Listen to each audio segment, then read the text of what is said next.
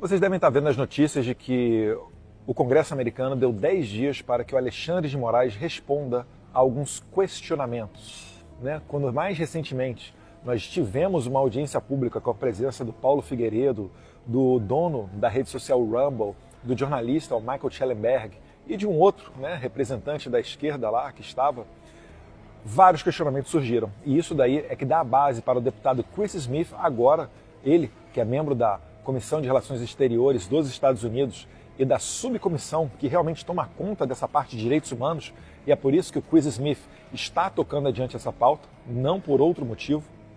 E agora sim, o Chris Smith está levando esses questionamentos ao Alexandre de Moraes. Porque nos Estados Unidos existe algo chamado devido processo legal.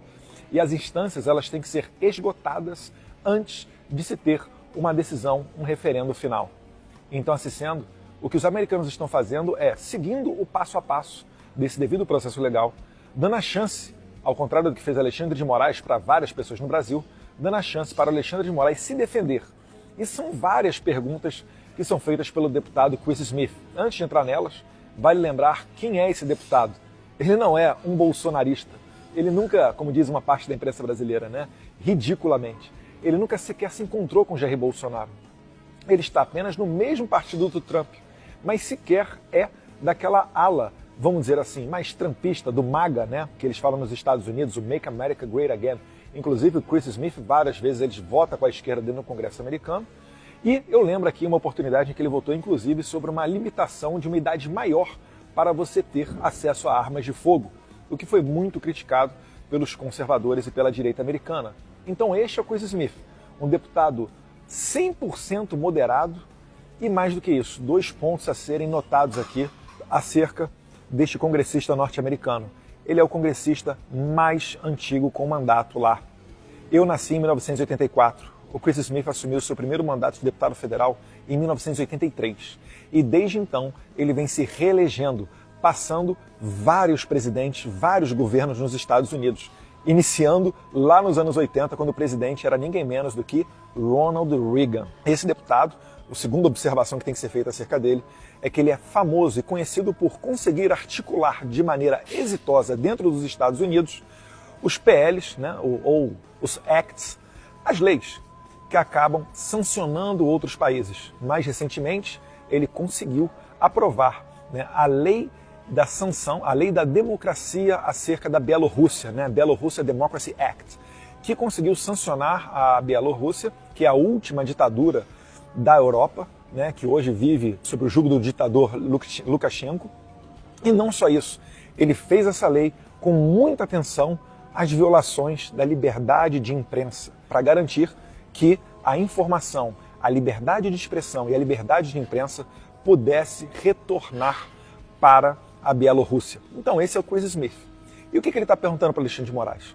Ele está fazendo as perguntas que nós brasileiros e os advogados de os réus, né, e investigados em processos que o Alexandre de Moraes abre por conta própria fazem. Por quais motivos ele apreendeu, se ele apreendeu passaportes, se ele chegou a colocar na cadeia algum congressista, quais razões existem ordens internacionais para a Interpol prender jornalistas brasileiros, se deem conhecimento de algum brasileiro que saiu do Brasil e é exilado, enfim, várias perguntas nesse sentido. Agora, o Alexandre de Moraes tem 2 opções. Ou ele vai ignorar esses 10 dias úteis dados pelo Chris Smith, que aí representa um processo legal dentro do Congresso dos Estados Unidos, e nessa hipótese, que no direito a gente chama de revelia, se isso se configurar, o Alexandre de Moraes vai estar dando força para a aprovação desse projeto de lei para sancionar, né, e aí a gente vai ver quais termos eles vão elaborar isso daí, mas sancionar o Brasil ou, né, autoridades brasileiras. Vamos ver o que vai sair daí. Se ele responder, aí existem as opções, outras subdivisões aí dentro, né? Se ele mentir, ele vai estar infringindo uma lei americana. E se ele falar a verdade, ele vai consubstanciar todas as perguntas, todas as dúvidas do Congresso americano, dizendo que, de fato, ele, né, fechou mídias, como foi o caso do Terça Livre, que ele revogou os passaportes brasileiros de jornalistas como Rodrigo Constantino, Paulo Figueiredo, Guilherme Fiuza e várias outras questões ali, né, que envolvem também as pessoas que estão presas. essa questão toda ela ainda vai desenrolar durante um bom tempo, porque é isso daí que se espera de uma democracia e de um devido processo legal. Mas o que eu posso dizer é que, na minha opinião, já não há mais volta, né? Eu não vejo os Estados Unidos, ainda mais agora que está indo para uma eleição onde o Trump é favorito, né, voltando atrás ou não fazendo nada acerca dessa relação com o Brasil. Se tem uma coisa que eles prezam lá, é pela liberdade de imprensa, é pela liberdade de expressão. Essas pautas estão voltando fortíssimas na eleição americana, são tema de debate. A primeira emenda, a segunda emenda, para quem estuda história, né, dos Founding Fathers, os pais fundadores, sabe que isso daí mexe com a alma do americano, porque vem lá de mais de 200 anos atrás, desde a independência deles em 1776, toda essa questão.